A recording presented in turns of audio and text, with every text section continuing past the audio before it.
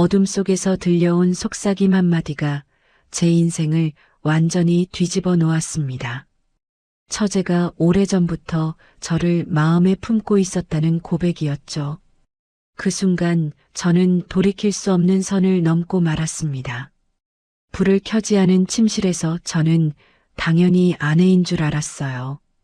방금 샤워를 마친 듯 촉촉한 머릿결, 가느다란 몸에서 풍기는 달콤한 바닐라 향기, 그리고 조심스럽게 제품으로 파고드는 따뜻한 체온까지 모든 게 너무나 자연스러웠답니다. 하지만 그건 끔찍한 착각이었죠. 48세, 결혼 생활 24년 차. 저희 부부는 이미 오래전에 사랑이라는 감정을 잃어버렸습니다. 그저 생활비를 나누고 같은 지붕 아래 머무는 동거인에 불과했어요. 그런 제게 처제와 보낸 2박 3일은 잊혀졌던 남자로서의 본능을 일깨웠죠. 동시에 돌이킬 수 없는 금기의 선을 넘게 만들었답니다. 가족이라는 신성한 이름 뒤에 숨겨진 추악한 욕망. 한 번 넘으면 영원히 지워지지 않는 죄책감. 지금부터 그 은밀하고도 위험했던 순간들을 고백하겠습니다. 결혼한 지 어느덧 24년이 흘렀네요. 긴 세월 동안 아내 지혜와 저는 서로를 향한 애정 표현을 잃어버렸죠. 당신 여보 같은 다정한 호칭은 사라진 지 오래고 그저 아이들 앞에서만 쓰는 엄마, 아빠라는 역할극의 이름표만 남았답니다. 고요한 집안에서 가장 큰 소리는 거실 TV에서 흘러나오는 뉴스 앵커의 목소리뿐이었어요. 지혜와 저는 같은 공간에 있으면서도 완전히 다른 세계 속에서 살고 있었습니다. 아침이면 저는 습관처럼 신문을 펼쳤고 저녁이면 아내는 소파에 비스듬히 누워 스마트폰 화면만 들여다봤죠. 우리 사이의 대화는 오직 생존을 위한 최소한의 것들 뿐이었답니다. 저녁 메뉴 정하기, 아이들 학원비 확인, 주말 장보기 계획. 그게 대화의 전부였어요. 언제부턴가 우리는 남보다 못한 관계가 되어 있었습니다. 부부가 아니라 주거 비용을 분담하는 룸메이트 같았죠. 뜨겁던 감정은 식어버린 지 너무 오래였어요. 그러던 어느 금요일 저녁, 지혜가 이번 주말에 처제와 장모님을 모시고 펜션에 다녀오자는 제안을 했습니다. 서연은 지혜의 여동생이자 저에게는 처제였죠. 39세의 미혼인 그녀는 프리랜서 작가로 일하며 혼자 살고 있었어요. 명절이나 가족 행사 때 가끔 얼굴을 보는 정도의 관계였답니다. 아내는 요즘 서연이 많이 힘들어하는 것 같다며 장모님 건강도 안 좋으시니 공기 좋은 곳에서 좀 쉬게 해드리고 싶다고 했습니다. 저는 짧게 동의했어요. 사실 마음 한편은 불편했죠. 장모님과 처제, 그리고 우리 부부라는 조합이 왠지 어색하게 느껴졌거든요. 토요일 아침 무거운 짐들을 차 트렁크에 실었습니다. 목적지는 충청북도 단양 깊은 산속에 자리한 한적한 펜션이었어요. 차로 2시간 반 정도 걸리는 거리였죠. 장모님은 조수석에, 지혜는 뒷좌석에, 그리고 처제 서연은 맨 뒷자리에 혼자 앉았답니다. 서연이 오랜만이라며 반갑게 인사를 건넸습니다. 백미러로 비친 서연의 모습이 눈에 들어왔어요. 짧게 자른 단발머리와 연한 화장, 그리고 유난히 가느다란 목선까지. 그녀는 예전보다 훨씬 여위어 보였죠. 저는 그동안 잘 지냈냐고 물었고 그녀는 그럭저럭 지낸다며 요즘 일이 좀 고되다고 답했습니다. 무슨 일을 하냐는 질문에 그녀는 프리랜서 작가로 일하고 있으며 늘 불안정한 삶이라고 말했어요. 그 말에 담긴 쓸쓸함이 묘하게 제 가슴 한구석에 남았답니다. 펜션에 도착했을 때는 이미 붉은 노을이 산 너머로 스며들고 있었습니다. 2층짜리 아담한 목조 건물이었고 방은 3개가 있었죠. 지혜가 능숙하게 방을 배정했어요. 장모님은 제일 큰 방, 우리 부부는 작은 방, 서연은 중간 방을 쓰기로 했답니다. 저는 묵묵히 짐을 날랐습니다. 저녁은 근처 식당에서 해결했어요. 장모님은 입맛이 없으시다며 수저를 일찍 놓으셨고 지혜는 말없이 밥만 먹었습니다. 하지만 서연은 혼자 소주잔을 기울였죠.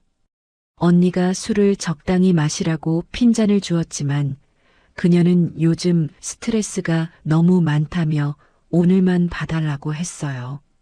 그녀의 하얀 볼이 금세 붉게 달아올랐답니다. 원래 술이 빨리 오르는 체질인가 봅니다. 숙소로 돌아온 시간은 밤 10시였어요. 장모님은 피곤하시다며 일찍 안방으로 들어가셨고 지혜 역시 먼저 자겠다며 방으로 사라졌습니다. 저는 거실 소파에 앉아 의미 없는 TV 채널을 돌렸죠. 서연은 베란다로 나가 담배를 피우고 있었어요.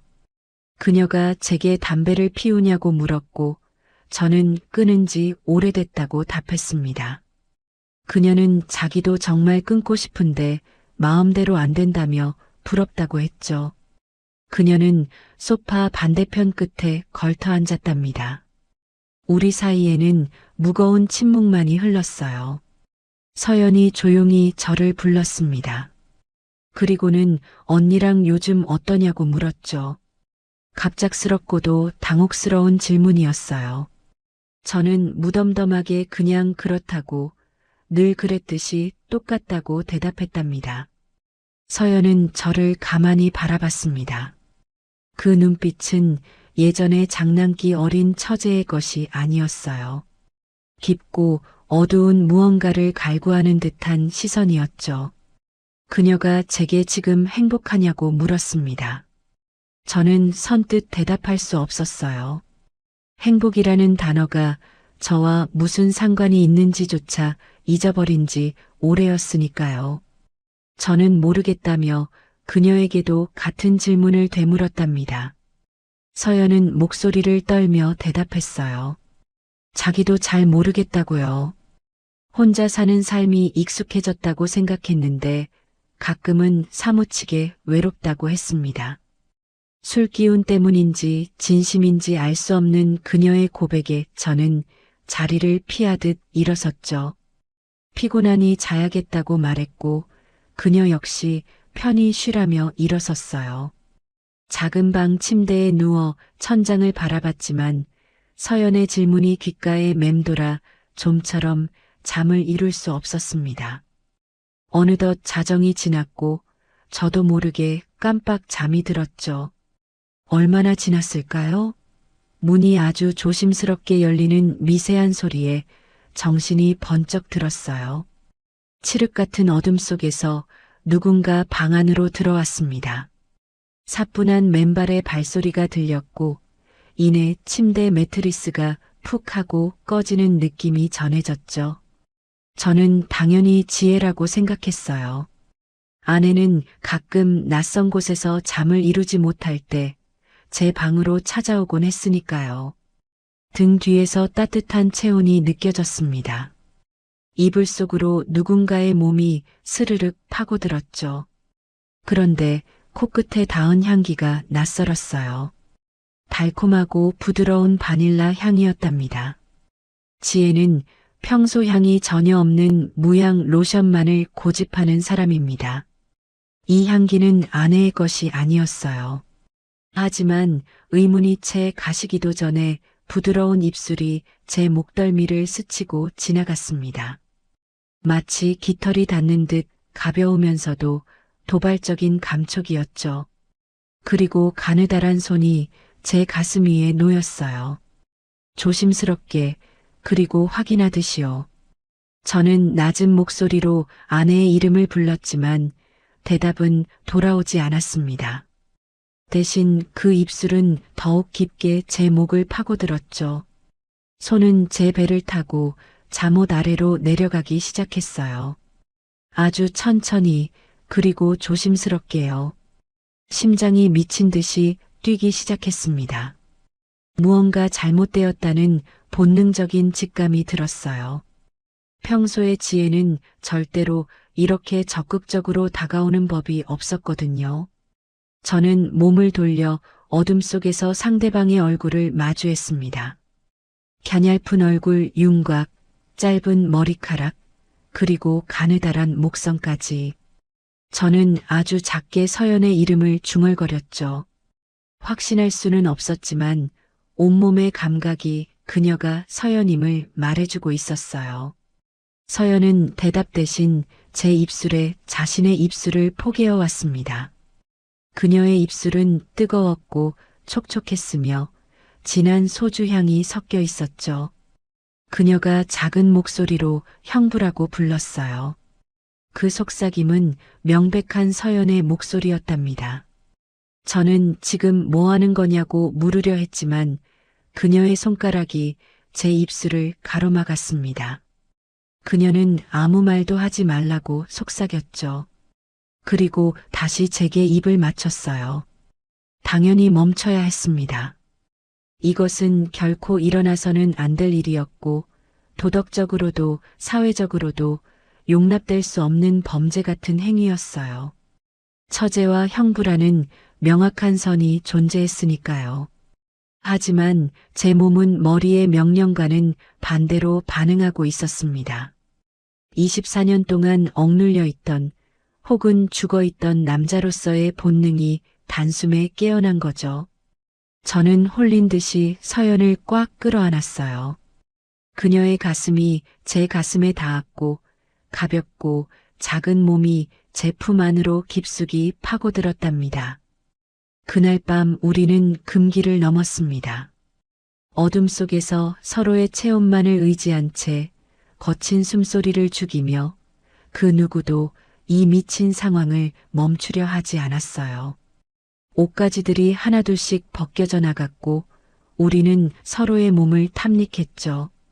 이성은 이미 증발해버렸고 본능만이 남았답니다. 서연은 제게 사랑한다고 속삭였어요. 저 역시 같은 말을 되돌려줬습니다. 그 순간만큼은 진심이었죠. 한참을 그렇게 서로를 탐한 후 우리는 땀에 젖은 채 서로를 떼어놓지 못했어요.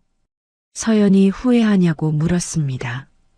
저는 모르겠다며 그녀에게도 같은 질문을 되물었죠.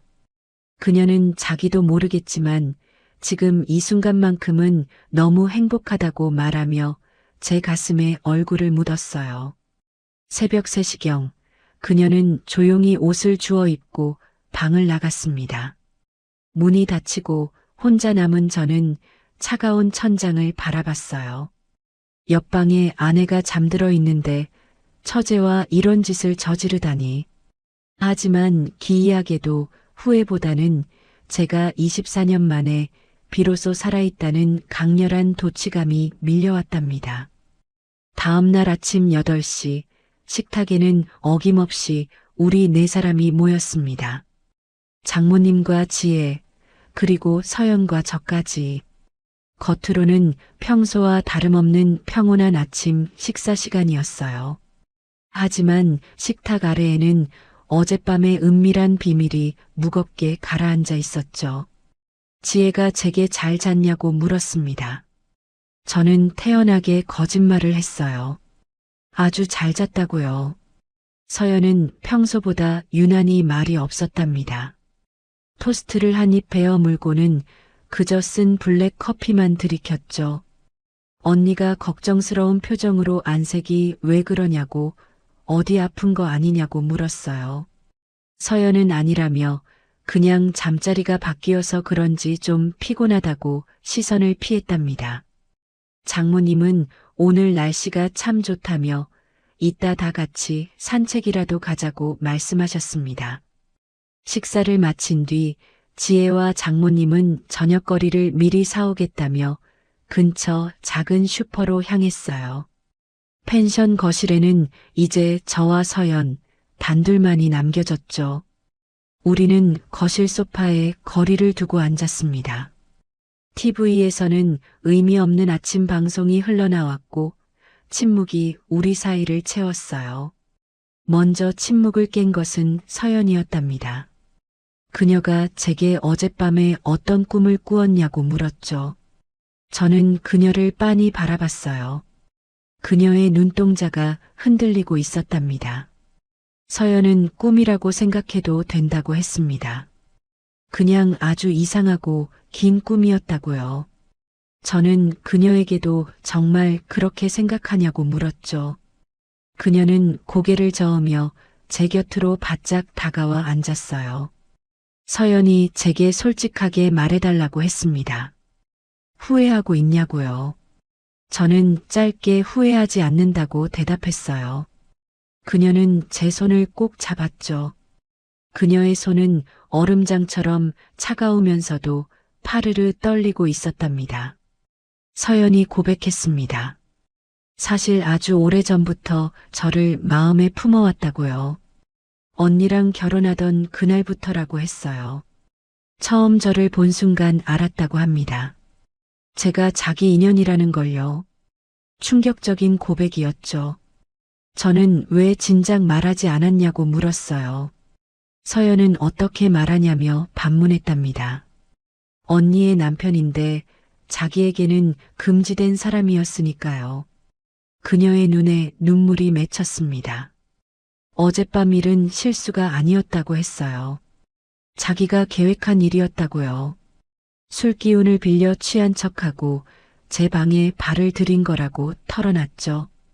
자기가 정말 나쁜 여자라고 했답니다. 저는 울먹이는 그녀를 품에 안았어요. 저도 좋았다고, 어젯밤이 진심이었다고 말했습니다. 그녀는 제 가슴에 얼굴을 묻고 물었죠. 그럼 오늘 밤도 자기가 가도 되냐고요. 저는 갈등했어요. 안 된다고 했습니다. 그러다 들키면 정말 끝장이라고요. 하지만 그녀는 간절했답니다.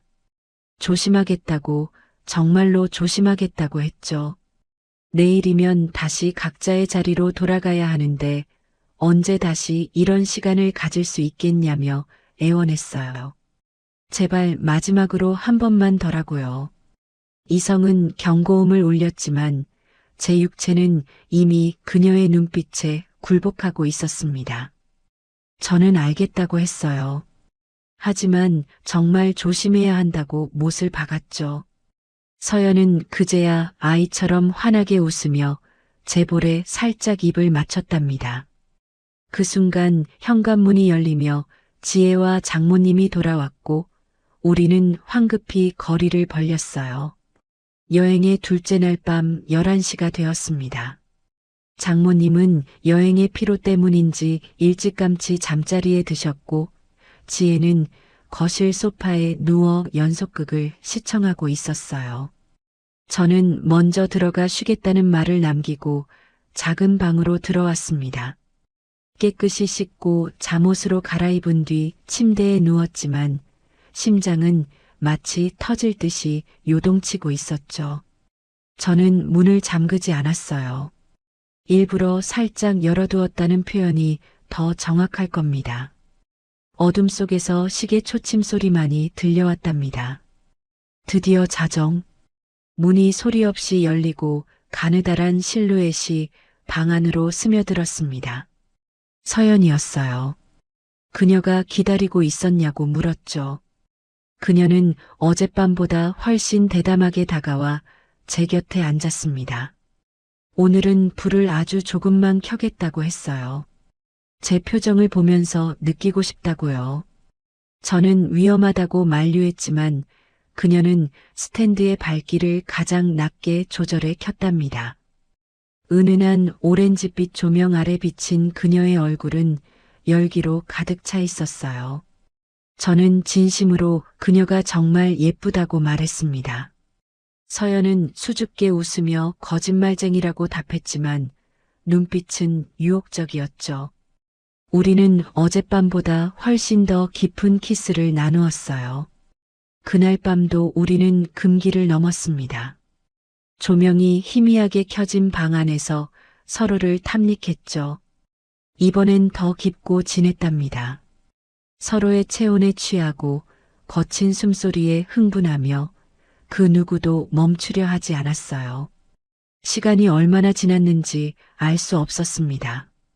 우리는 땀에 젖은 채 서로를 끌어안고 있었죠. 서연이 이 시간이 멈췄으면 좋겠다고 평생 이렇게 있고 싶다고 말했어요. 그녀의 슬픈 소망에 저는 그저 그녀의 머리카락을 쓰다듬어 줄 뿐이었답니다. 새벽 2시 그녀는 가야겠다며 일어섰습니다. 고맙다고 평생 잊지 못할 거라고 했죠. 그녀가 나간 빈자리에 남은 온기를 느끼며 저는 앞으로 닥쳐올 파도를 직감하고 있었어요. 여행 마지막 날 아침, 우리는 서둘러 짐을 챙겨 펜션을 떠났습니다. 장모님이 아침부터 어지럼증을 호소하시며 빨리 귀가하고 싶어 하셨기 때문이에요. 지혜가 걱정스러운 표정으로 정말 괜찮으시냐고 물었지만 장모님은 피곤해서 그런 거니 집에 가서 좀 쉬면 낫겠다며 애써 웃으셨죠. 저는 서둘러 차를 몰아 장모님을 댁에 모셔다 드렸어요. 저는 장모님께 내일 꼭 병원 가서 검사 받으셔야 한다고 말씀드렸고 장모님은 알겠다며 고맙다고 하셨답니다. 우리 부부도 집으로 돌아왔습니다. 적막한 거실에 앉아 있는데 휴대폰이 울렸어요. 서연이었죠. 문자였습니다. 잘 도착했냐는 내용과 함께 어젯밤이 정말 꿈만 같았다는 말, 그리고 사랑한다는 고백이 적혀 있었어요. 저는 대답하지 못한 채 화면을 내렸답니다. 가슴 한구석이 무거웠죠. 그런데 다음 날 오후 비극이 찾아왔습니다. 지혜에게서 다급한 전화가 온 거예요. 장모님이 쓰러지셨다며 지금 빨리 병원으로 오라고 했답니다. 응급실로 달려가니 지혜는 이미 눈이 퉁퉁 부은 채 울고 있었어요. 저는 괜찮을 거라며 의사 선생님이 뭐라고 하셨냐고 물었습니다. 뇌졸중이라고 했어요. 지금 바로 수술 안 하면 위험하다고요. 3시간에 걸친 수술 끝에 다행히 고비는 넘겼다는 말을 들었답니다. 중환자실 보호자 대기실에 앉아 저는 지혜의 어깨를 감싸 안았어요. 지혜가 제가 옆에 있어서 정말 다행이라고 고맙다고 말했죠. 저는 가슴이 찢어지는 듯 했습니다. 어젯밤 처제와 사랑을 속삭이던 제가 지금 아내를 위로하고 있는 이 이중적인 상황이 스스로를 구역질 나게 했어요. 1시간 뒤 서연이 달려왔답니다. 눈이 퉁퉁 부어오른 그녀는 언니를 붙잡고 오열했죠. 지혜는 그런 동생을 따뜻하게 안아줬어요. 그 모습을 지켜보던 서연의 눈이 저와 마주쳤습니다. 그녀의 눈에는 슬픔과 미안함, 그리고 복잡한 감정이 얽혀 있었어요. 저는 말없이 고개를 끄덕여 주었답니다. 그것이 제가 지금 할 수 있는 유일한 위로였죠. 며칠 뒤 다행히 경과가 좋아 장모님은 일반 병실로 옮기셨어요. 의식도 뚜렷해지셨고 말씀도 조금씩 하실 수 있게 되었답니다. 장모님은 자기 때문에 우리가 고생한다며 미안해 하셨습니다. 지혜는 장모님의 손을 잡고 눈물을 닦았죠. 저는 병원 복도로 나와 쓴 커피를 마시며 마음을 다잡았어요. 그때 서연이 제 곁으로 다가왔답니다. 잠시 이야기 좀 할 수 있냐고 물었죠. 우리는 병원 뒤뜰의 조용한 벤치에 앉았습니다. 서연이 입을 열었어요. 정말 많이 생각해 봤다고요. 우리 관계 말이에요. 서연의 목소리는 차분했지만 단호했답니다. 우리는 여기까지여야 한다고 했습니다. 언니를 생각해서라도, 그리고 편찮으신 엄마를 생각해서라도 더는 선을 넘어서는 안 된다고 결론 내렸다고요. 그녀의 뺨을 타고 눈물이 흘러내렸어요. 저는 미안하다고 말했죠. 서연은 아니라며 자기 잘못이라고 했어요. 자기가 먼저 유혹한 거라고요. 그러면서 억지 미소를 지었답니다. 서연이 고백했습니다. 저를 사랑했다고요. 언니가 너무 부러웠다고요. 하지만 이제는 안다고 했어요. 자기가 넘지 말아야 할 선을 넘었고 그에 따른 대가를 치러야 한다는 것을요. 저는 대가라니 그게 무슨 말이냐고 물었죠. 서연은 슬프게 대답했답니다. 평생 이 비밀을 가슴 깊숙이 묻어두고 혼자 그리워하며 사는 것이라고요. 그게 버리자 대가라고 했어요. 그녀는 제게 부디 언니를 잘 지켜달라고 부탁했습니다.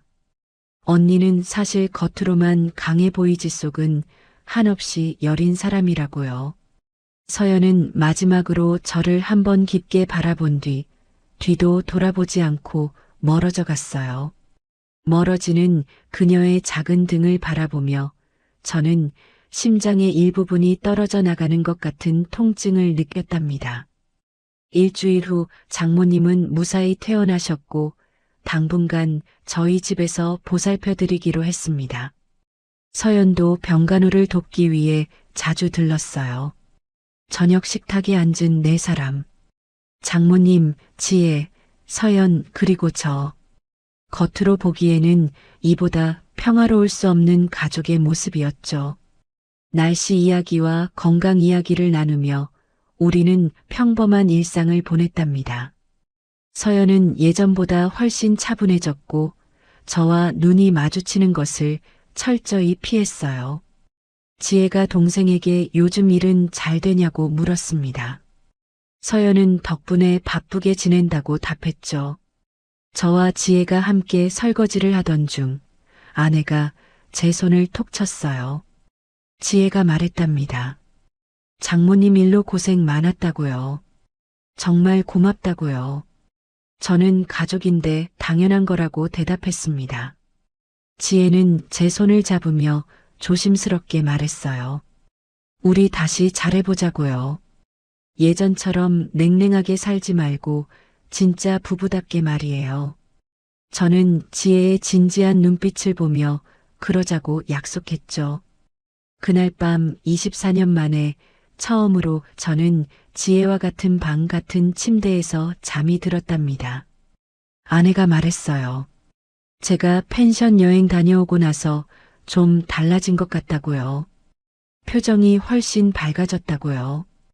아내의 말에 심장이 덜컥 내려앉았지만 저는 애써 미소를 지었습니다. 다음 주말 우리는 다 같이 가족 사진을 찍었어요. 사진관의 밝은 조명 아래 장모님을 중심으로 우리 셋이 둘러앉았죠. 사진사가 웃으라고 했답니다. 하나, 둘, 셋. 카메라 셔터 소리와 함께 우리의 웃음이 박제되었어요.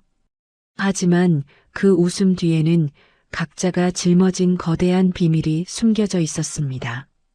서연의 미소 끝에는 그늘이 서려 있었고 저 역시 웃고 있었지만 가슴속은 죄책감으로 무너지고 있었죠. 하지만 우리는 가족이라는 견고한 울타리를 무너뜨릴 수 없었어요. 반드시 지켜내야만 했답니다. 서연이 떠나기 전 현관 앞에서 저를 잠시 바라봤습니다. 입모양으로만 그녀는 고마웠다고 평생 잊지 않겠다고 말했어요. 저 역시 입모양으로 나더라고 답했죠. 문이 닫히고 저는 거실로 돌아와 지혜 옆에 앉았답니다. 지혜가 내일은 뭐 먹고 싶냐고 물었어요. 저는 당신이 해주는 거면 다 좋다며 그녀의 어깨를 감싸 안았습니다. 하지만 제 가슴 한쪽에는 평생 지울 수 없는 바닐라 향의 기억이 문신처럼 새겨져 있었어요. 그것은 저만이 짊어지고 가야 할 지옥이자 동시에 축복이었죠.